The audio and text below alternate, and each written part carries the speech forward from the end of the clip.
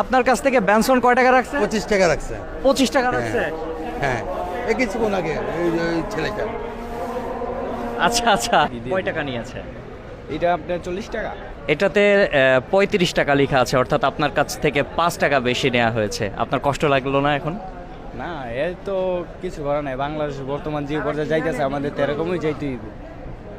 বুঝে 5 টাকা বেশি নিছে, এটা কি বলবো, এনে কিছু করার নাই। পাশে আরও 2 জন ভোক্তা আপনার কাছ থেকেও 40 টাকা নিয়েছে। জি।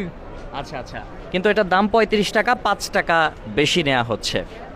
তো আপনারা দেখতেই পাচ্ছেন, অর্থাৎ এয়ারপোর্ট চত্বরে আপনি আসলে আপনাকে এমআরপি রেটের থেকে বেশি দামেই আসলে পণ্য কিনতে হবে, এছাড়া আসলে কিচ্ছু করার নেই।